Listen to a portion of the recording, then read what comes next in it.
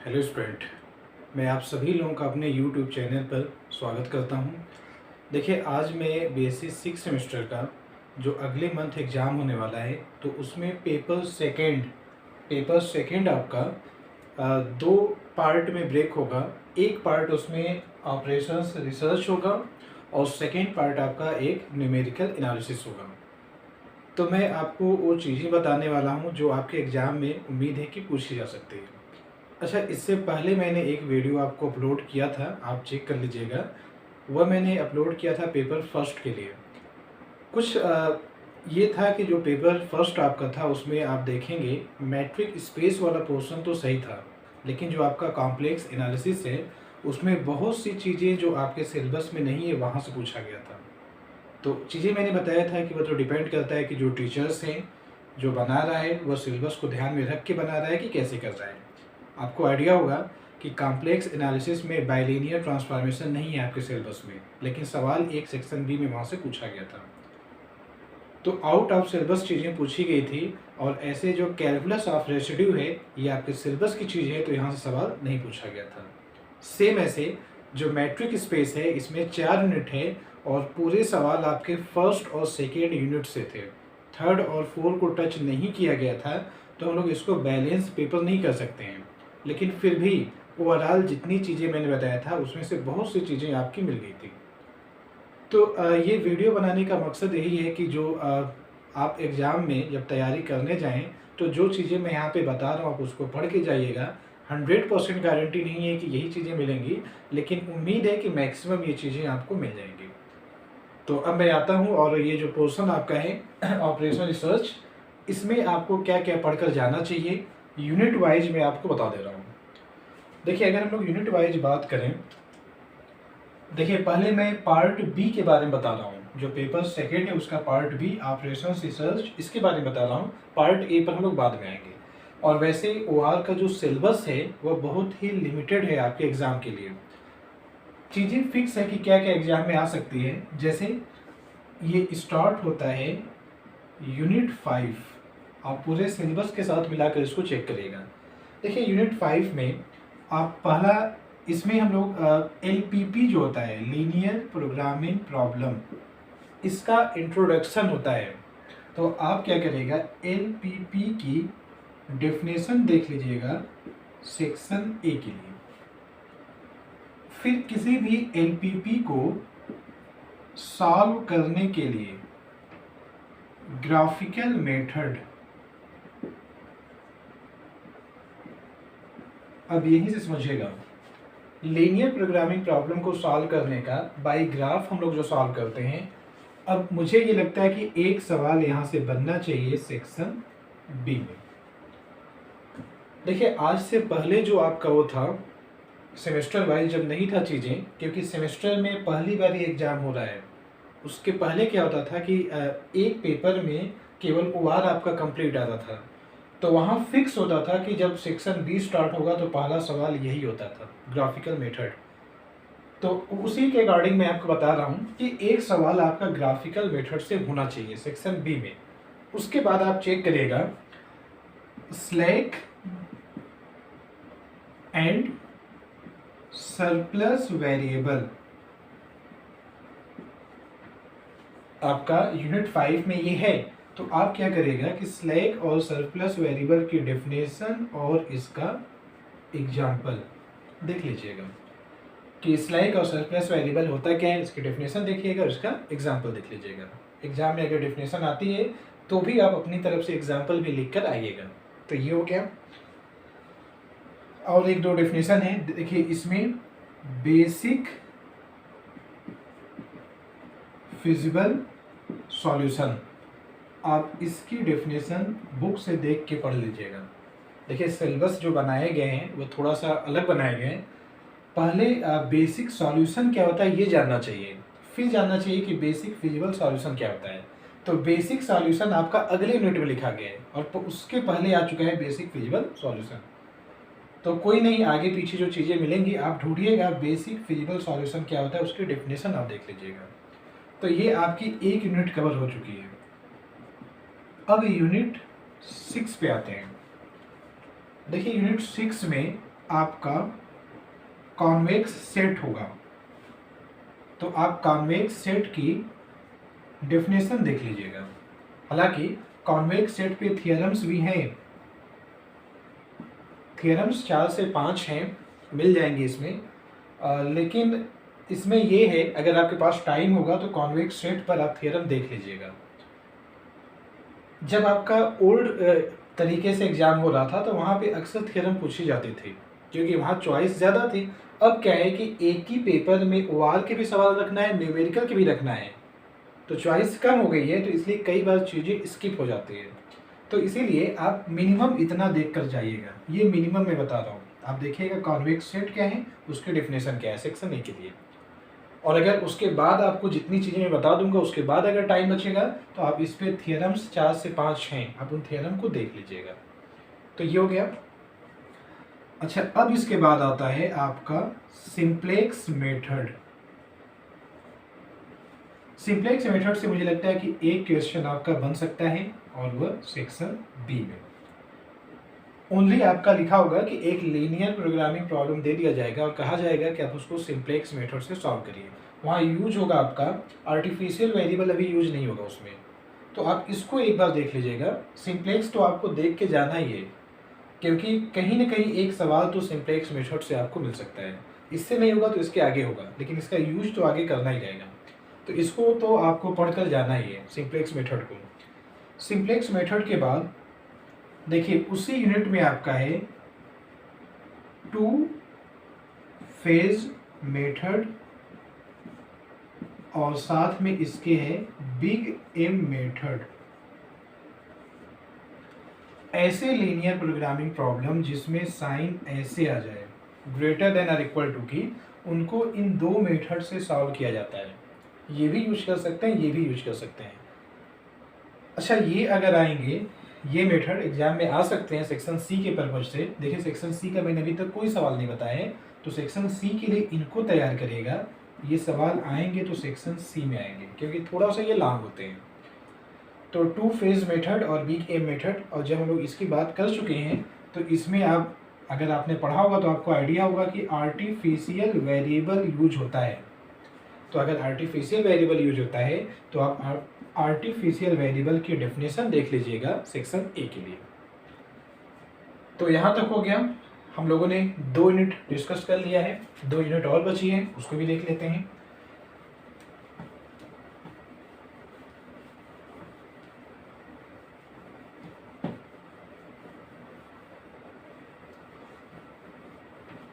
देखिए अब हम लोग बात करें यूनिट 7 की।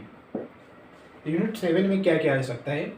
एक बहुत अच्छी टॉपिक होती है जो पहले अक्सर पूछा जाता था, अब मुझे नहीं लगता है कि इस पे क्वेश्चन पूछा जाएगा, लेकिन डेफिनेशन देख के जाइएगा। तो ये टॉपिक है डीजेनरेसी।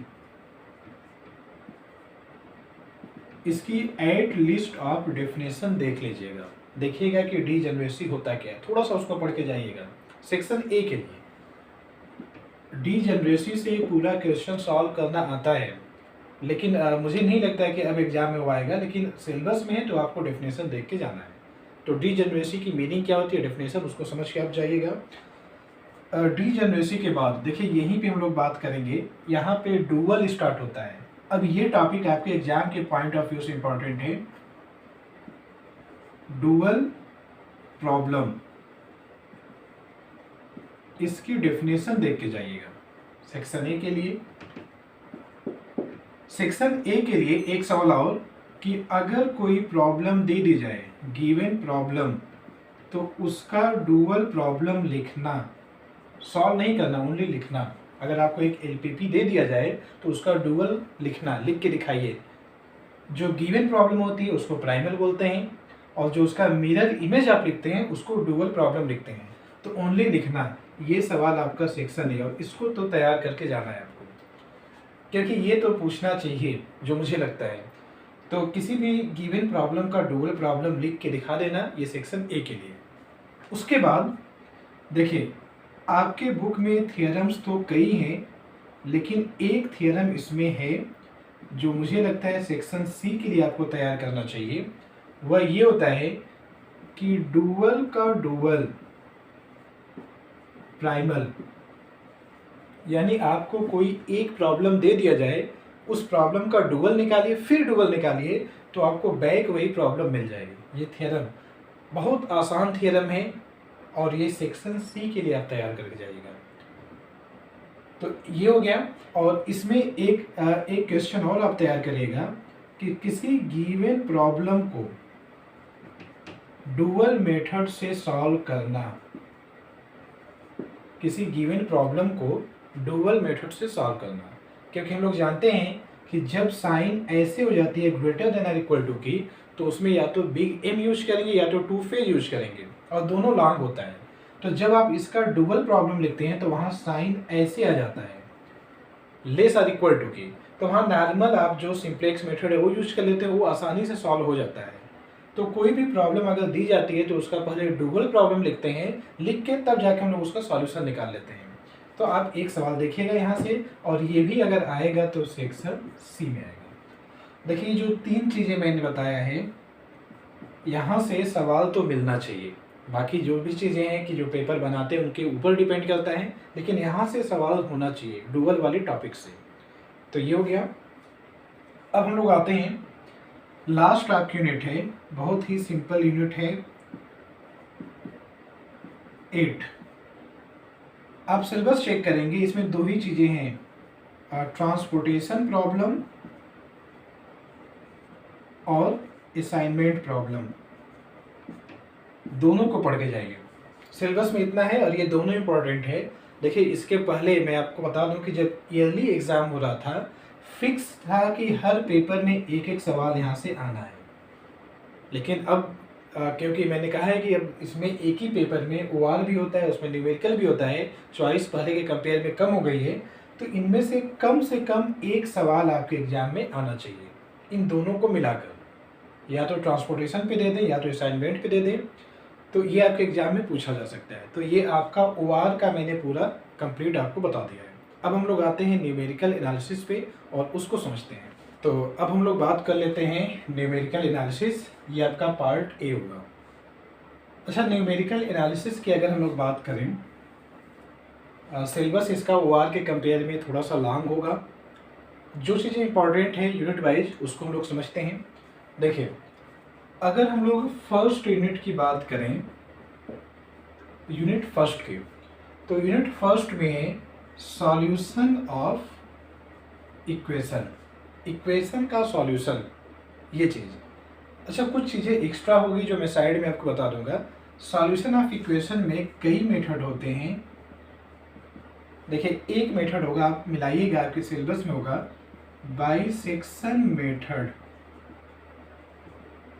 एक बाइसेक्शन मेथड है। उसके बाद है सेकेंड मेथड, फिर उसके अगला है regular falsies method, regular falsies या पोजीशन फॉल्स पोजीशन मेथड करके भी नाम है इसका। तो एक रेगुलर फॉल्सी मेथड है या मेथड ऑफ फॉल्स पोजीशन है, और लास्ट आपका है न्यूटन रैप्सन मेथड।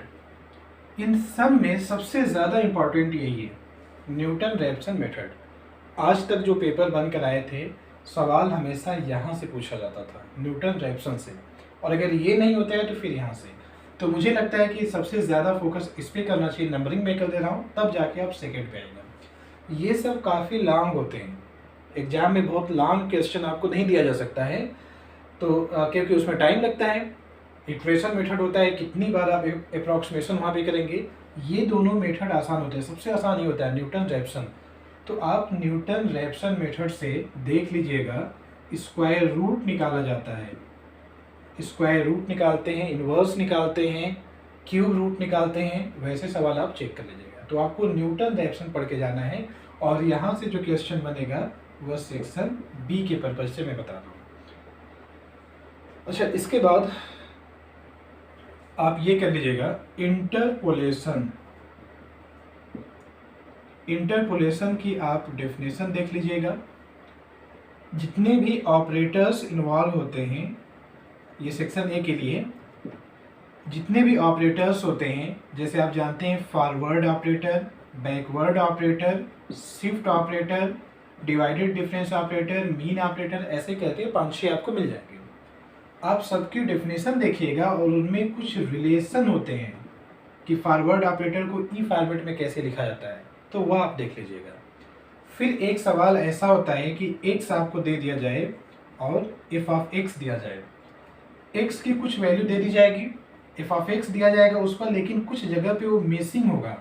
जैसे अगर ये 1 है, 2 है, 3 है, 4 है, 5 है, तो 1 पे आंसर मालूम होगा, 5 पे मालूम होगा, 4 पे मालूम होगा और 5 पे मालूम होगा और 3 पे, ऐसे कुछ आंसर होगा। लेकिन 2 पे मालूम नहीं होगा, तो 2 पे निकालना, तो निकालने के लिए हम लोग इसको ए बना देते हैं और ए सपोज करके ऐसे टेबल बनाते हैं, एक कॉलम में x, अगले कॉलम में f of x, forward operator, ऐसे करके। तो ये एक सवाल आप देख के जाइएगा, एक क्वेश्चन यहाँ से और सेक्शन बी के लिए। अच्छा, ये जो फॉर्मेट है इसी टॉपिक में आपका होगा fundamental theorem of difference calculus. आप जाके मिलाइएगा, fundamental theorem of difference calculus, आप इसका प्रूफ देख लीजिएगा। इसी का कॉन्सेप्ट यूज करके इस क्वेश्चन को सॉल्व किया जाता है। क्या होता है ये कि अगर किसी पॉलिनोमियल की डिग्री n है, एक पॉलिनोमियल उसकी डिग्री n है, तो फॉरवर्ड ऑपरेटर की पावर n अप्लाई करने पर ये एक कांस्टेंट आएगा और नॉट इक्वल टू 0। लेकिन पावर n+1, n+2 ये करेंगे तो आंसर 0 आ जाता है। तो आप इसको देख लीजिएगा। तो ये मैंने आपका पहला जो हिस्सा था उसको मैंने बता दिया। अब हम लोग आते हैं अगले पोर्शन पे, डिवाइडेड डिफरेंस, जिसमें नोटेशन ऐसे होता है, या तो हम लोग ये लिखते हैं f ऑफ x 0 x1 ऐसे करके। देखिए सेक्शन सी के लिए यहाँ से एक थियरम बनती थी कि जो डिवाइडेड डिफरेंस होता है वह आर्गुमेंट में सिमेट्रिकल होता है। डिवाइडेड डिफरेंस जो होता है इसकी सिमेट्री प्रॉपर्टी, इस पर एक थियरम है, बहुत आसान है, वो आप देख लीजिएगा। थियरम यही होती है कि आप x0 और x1 को इंटरचेंज कर सकते हैं। f ऑफ करके जो x की वैल्यू लिखी होती है या x लिखे होते हैं, x को आर्गुमेंट्स बोला जाता है, आप आर्गुमेंट्स को इंटरचेंज कर सकते हैं, इसी को सिमेट्री प्रॉपर्टी बोलते हैं। तो आप इसका प्रूफ देखिएगा सेक्शन सी के लिए। फिर ऐसे आपने लैग्रेंज इंटरपोलेशन फार्मूला होगा, इसी में डिवाइडेड डिफरेंस में होगा, तो आप इसका प्रूफ देख लीजिएगा। और एक होगा न्यूटन्स डिवाइडेड डिफरेंस, आप इसका भी प्रूफ देखिएगा, इनका प्रूफ पूछा जाता है। प्रूफ और प्लस क्वेश्चन दोनों पे देख लीजिएगा। देखिए बहुत आसान है, अभी शायद आपके एग्जाम में मुझे लगता है 4 या 5 दिन होगा, तो आप एक एक सवाल भी देख लेंगे तब भी तैयार हो जाएगा, क्योंकि फॉर्मेट सबका एक ही जैसा होता है। तो लैग्रेंज इंटरपोलेशन फार्मूला और न्यूटन्स डिवाइडेड डिफरेंस फार्मूला, दोनों का डेरिवेशन और उस पर क्वेश्चन, ये देख लीजिएगा। डिवाइडेड डिफरेंस पर कुछ क्वेश्चन होते हैं जो आप बुक में मिलाइएगा, ऐसे डिवाइडेड डिफरेंस और 1/x पावर 3 रहेगा, तो आंसर -1 की power 3 1/x 0 x1 x2 example में से मिल जाएंगे सवाल। उन सवाल को ज़रा देख के जाइएगा, क्योंकि अगर ये सब नहीं आएंगे, सपोज जैसे अगर ये नहीं आ रहा है तो ये भी आ सकता है प्रूफ करना, तो ये आपको देख के जाना है। ये हो गया। अब अगले हिस्से पर हम लोग आते हैं, ये कंप्लीट आपका हो चुका है यूनिट 3। देखिए मैंने अभी आपको यूनिट 1 बताया है, यूनिट 2 मैंने अभी नहीं बताया, वो मैंने लास्ट में आपको मैं बता दूंगा। यूनिट 3 की अगर हम लोग बात करें तो इसमें है numerical solution of differential equation. आपको डिफरेंशियल इक्वेशन फर्स्ट ऑर्डर का दिया होगा, उसका न्यूमेरिकल सॉल्यूशन निकालना। आप अपना सिलेबस मिलाइएगा। लिमिटेड मेथड हैं, एक देखिए उसमें पढ़ के देख लीजिएगा, एक है आयलर्स मेथड और एक है RK method. RK method of order 4, इसका नाम ये है, नाम देख लीजिएगा, ऐसे है।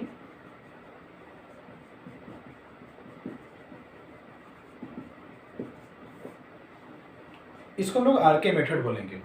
तो मुझे लगता है कि आपके एग्जाम के पॉइंट ऑफ व्यू से ये ज़्यादा इंपॉर्टेंट है आरके मेथड, तो आप आरके मेथड पढ़ के जाइएगा। और यहाँ से एक सवाल आपको मिल सकता है सेक्शन बी के लिए। देखिए अल्टीमेट सेक्शन बी में तो 8 क्वेश्चन बनेंगे ना, तो 8 आपके बनेंगे, तो 4 क्वेश्चन आपका पार्ट ए से होगा, तो 4 क्वेश्चन पार्ट बी से होगा। तो अब अगर इतना क्वेश्चन मैं बता रहा हूँ कि सेक्शन बी के लिए हो सकता है, तो उसमें से कुछ मिसिंग हो सकता है, एग्जाम में जरूरी नहीं कि वो आए, लेकिन अगर यहाँ से सवाल आता है तो मुझे लगता है कि आर के मेथड से क्वेश्चन पूछा जा सकता है। तो एक तो ये हो गया। बस इस यूनिट में, थर्ड यूनिट में आप बस यही देख लीजिएगा। अब मैं इसको रफ करके अगला हिस्सा मैं आपको बता दे रहा हूँ। तो न्यूमेरिकल एनालिसिस में हम लोग 2 यूनिट की बात कर चुके हैं। अब हम लोग डायरेक्ट बात करेंगे यूनिट 4 पे। अभी हम लोग यूनिट 2 पे बात नहीं किए। देखिए यूनिट 4 में आपका डिफरेंस इक्वेशन है, बहुत ज़्यादा इसमें नहीं पढ़ना होगा। डिफरेंस इक्वेशन में आप ये देख लीजिएगा, ऑर्डर और डिग्री, इसकी डेफिनेशन देख लीजिएगा। और उसके बाद कोई डिफरेंस इक्वेशन दे दिया जाए तो उसका सॉल्यूशन निकाला जाता है ऐसे, y(x = cf + pi। बस इतना देख लीजिएगा। इसके pi निकालने के कई फार्मूले भी होते हैं, तो फार्मूला बस देख के आप कैसे निकाला जाता है वो चेक कर लीजिएगा। जैसे डिफरेंशियल इक्वेशन को सॉल्व करते हैं वैसे ही डिफरेंस इक्वेशन को भी सॉल्व किया जाता है। तो ये आपका यूनिट 4 हो गया। अब मैं आता हूँ इस पर, कुछ चीज़ें अभी पीछे छूटी है, जैसे यूनिट 2 में आप मिलाइएगा जाकर उसको। अभी तक हम लोगों ने इसकी बात नहीं किया है, न्यूमेरिकल इंटीग्रेशन की। और ये यहाँ से तो एक सवाल आना है न्यूमेरिकल इंटीग्रेशन से। तो न्यूमेरिकल इंटीग्रेशन में कई मेथड हैं, टोटल 4 या 5 मेथड होंगे, लेकिन उनमें आप देखिएगा एक ट्रेपजोडियल होगा और एक सिम्पसन्स के 2 हैं, तो सिम्पसन्स 1/3 आप देखिएगा। एक सिम्पसन्स 3/8 रूल है और एक सिम्पसन्स 1/3 रूल है। तो आप इसको देखिएगा, इन 2 को देखिएगा, और इन 2 पे क्वेश्चन वो देखिएगा। एक क्वेश्चन आप देखिएगा 0 से लेकर 1 तक 1/1 + x ऐसे करके होगा, और एक क्वेश्चन होगा 0 से लेकर 1 तक 1/1 + x² dx। एक ही सवाल को सॉल्व करना सिम्पसन्स 1/3 से और ट्रेपजोडियल रूल से। तो आप ये देख लीजिएगा। अच्छा, ये जो ट्रेपजोडियल या सिम्पसन्स 1/3 रूल है, इनके फार्मूले का डेरिवेशन प्रूफ एग्जाम में नहीं पूछा जाता है, तो ओनली आप फार्मूला याद कर लीजिएगा। तो ये 2 देख लीजिएगा, एक ट्रेपजोडियल और एक सिम्पसन्स 1/3। अभी इसमें और भी बहुत सी चीज़ें हैं, जैसे आइगन वैल्यूज़ वगैरह पे कुछ क्वेश्चन होते हैं, मैं जानता हूँ उनको। वे इतने लॉन्ग होते हैं कि आप पढ़ाने के बाद भी करना उसको मुश्किल होता है। आप उसको स्किप करिएगा, जितना बताया गया आप इतना तैयार करिए, ये बहुत है आपके एग्ज़ाम के लिए। तो इन्हीं सब बातों के साथ मैं इस वीडियो को क्लोज कर रहा हूँ, और इस एग्ज़ाम के लिए भी बेस्ट ऑफ लक। टाइम है, इसको जाइए पढ़िए। Thank you.